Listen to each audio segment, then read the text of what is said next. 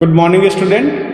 आज हम लोग जो कलेक्शन ऑफ डाटा चैप्टर पढ़ रहे थे उसके कंटिन्यूशन में एक दूसरा चैप्टर है जिसको चैप्टर नंबर 3 कहा जाता है। इस चैप्टर में 2 मेथड के बारे में डिस्कस किया गया है। पहला जो मेथड है वो क्या है, सेंसस मेथड है, और सेकंड जो मेथड है उसको हम लोग क्या कहते हैं, सैंपल मेथड। तो ये पूरा का पूरा चैप्टर इन्हीं 2 मेथड्स को कैसे कैसे इस मेथड्स को एग्जीक्यूट किया जाता है, इसकी मेरिट्स क्या है मेथड की, इनकी डीमेरिट्स क्या है, ये सारी चीजों को हम लोग इसमें डिस्कस करेंगे। और इसमें हम लोग इस बात पे ध्यान देंगे कि किस तरह से सेंसस मेथड को कैलकुलेट किया जाता है और किस तरह से सैंपल मेथड को किया जाता है। तो मैं सेंसस मेथड को डिटेल में बताऊं, उसकी मेरी डीमेरिट्स, या सैंपल मेथड को डिटेल में बताऊं, उसके पहले हम केवल एक छोटे से एग्जाम्पल के साथ में इन दोनों मेथड के बीच में एक बेसिक डिफरेंस को जानने की कोशिश करते हैं। तो सबसे पहले हम लोग आते हैं कि concept of census and sample method. तो इसके लिए एक सिंपल सा, क्योंकि सेंसस और सैंपल मेथड जो है एक अलग तरह का ये कॉन्सेप्ट है, यहां पर एक एग्जाम्पल ले लेते हैं हम लोग, फिर इसके बाद इसमें डिस्कस करते हैं कि एक्चुअल में है क्या। तो यहाँ एग्जाम्पल मैंने क्या लिया है, there are 2000 student in a college An investigator want to collect data regarding their family background. He has 2 possible choices. तो इसको उसको ये टास्क मिला है कि उनके फैमिली बैकग्राउंड के बारे में वो डाटा को कलेक्ट करे, और इसके लिए उसके पास 2 पॉसिबल चॉइस हैं। तो 2 पॉसिबल चॉइस का मतलब आपको खुद ही दिखाई दे रहा है। अगर इसमें आप देखेंगे तो आपके सामने 2 पॉसिबल चॉइस आती है, concept of census and sample. एक पॉसिबल चॉइस क्या है, सेंसस मेथड से इसको कैलकुलेट करें, और दूसरी पॉसिबल चॉइस क्या है कि इसको सैंपल मेथड से करें। तो हम लोग इसको सबसे पहले इसको समझने की कोशिश करते हैं। तो वो करेगा क्या, किस तरह से वो इस कॉन्सेप्ट को स्टार्ट करेगा। तो फर्स्ट वो क्या करेगा, he collect information related to all the 2000 student. This approach for the collecting data is called census method. जब वो क्या कर रहा है कि वो 2000 सब के रिकॉर्ड कलेक्ट करेगा, एक एक पर्सन से मिलेगा, एक एक पर्सन के डाटा को कलेक्ट करेगा, ऑफिस से कलेक्ट करे या किसी भी तरह से करे, लेकिन हर बच्चे का इंडिविजुअल यूनिट के रूप में डाटा का वो कलेक्शन करेगा। तब इसको ये जो कॉन्सेप्ट होगा ये सेंसस मेथड का कॉन्सेप्ट होगा। फिर वो क्या करेगा, सेकेंड उसका स्टेप क्या होगा, he collect information related to some of the students, sample of the student who would represent all the 2000 students. This approach for collecting data is called sampling method. अब इसका एग्जांपल हम लोग इसको देखते हैं।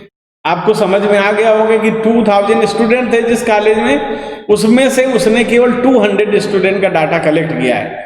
अगर ऐसा करता है तो ये क्या हो गया, सैंपल मेथड, क्योंकि उसने 200 लोग का सैंपल लिया, बाकी 1800 लोग को तो उसने टच ही नहीं किया है। तो ये सैंपल मेथड कैटेगरी में आ जाएगा। इसको एक एग्जांपल से हम लोग समझते हैं। यहाँ पर देखिए ये 2000, मान लीजिए ये एग्जांपल दिया गया और इसमें कितने बच्चे हैं, ये 2000 ये एग्जांपल है। और यहाँ पर आपको ये जो पूरा एरिया, ये एरिया रिप्रेजेंट कर रहा है 2000 स्टूडेंट को। तो यहाँ पर 2000 पूरे स्टूडेंट हैं। अगर यहाँ पर हर स्टूडेंट के बारे में डाटा कलेक्ट किया जाता है तो इसको ये पॉपुलेशन पूरी काउंट हो जाती है और सारी चीजें। लेकिन उसी जगह पर हमने क्या किया है कि 2000 की बजाय कितने लोग को कलेक्ट कर लिया, ओनली 200 लोग को। तो ये सैंपल मेथड हो गया। तो इन दोनों में एक बेसिक डिफरेंस क्या है, जो सेंसस मेथड होता है वो इंडिविजुअल यूनिट को कवर करता है, और वो जो सैंपल मेथड होता है it only collect the sample unit है।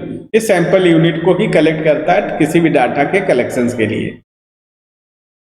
जो स्टैटिकल टर्म है, स्टैटिकल टर्म इसके लिए क्या कहता है कि इसको कुछ फ्यू टर्म आते हैं। अभी जब मैं बोल रहा था तो कभी यूनिट वर्ड बोल रहा था, कभी कुछ बोल रहा था। तो सबसे पहला स्टैटिकल टर्म आता है, क्योंकि अभी हमने जो आपको 2 पिक्चर दिखाई दी उसमें क्या था, पॉपुलेशन था, दूसरा सैंपल था। तो पॉपुलेशन क्या होता है, in statistics the term population mean the aggregate of all items about which we want to obtain information. It is also called inverse. इसको इनवर्स कहा जाता है क्योंकि इसमें हम सभी के एग्जांपल्स को लेते हैं। तो एक एग्जांपल के रूप में इसको देख लें, investigation related to all 2000 student in college, then 2000 mean all would be taken as population or inversion। तो इस तरह के जो डाटा कलेक्शन होते हैं तो इनको इनवर्स डाटा कलेक्शन या पॉपुलेशन डाटा कलेक्शन की कैटेगरी में रखा जाता है। तो पहला टर्म ये है कि पॉपुलेशन क्या होती है। सेकेंड टर्म इसका क्या है कि हम इसके उसमें जानेंगे यूनिट, जो यूनिट वर्ड मैं बार बार यूज कर रहा था, the number of items represent in the population are inverse is called unit. वहां पर कितने आइटम थे, कितने पीपुल्स थे, कितने स्टूडेंट थे, 2000। तो 2000 क्या हो गया, ये यूनिट हो गया।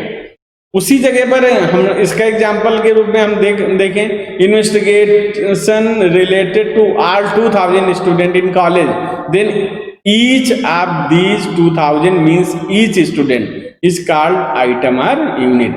तो हर स्टूडेंट इसमें आइटम या यूनिट की कैटेगरी में रखा जाएगा, क्योंकि इसमें हमने सबको कैलकुलेट किया है। तो यहाँ पर ये यूनिट और पॉपुलेशन जानने के बाद अब आपको होमवर्क करना है। पहला क्वेश्चन होमवर्क का क्या है, what is meant by universe. Second question क्या है, what is meant by sample. Third question क्या है, what is meant by unit और आइटम। तो ये 3 क्वेश्चंस आपको करने हैं।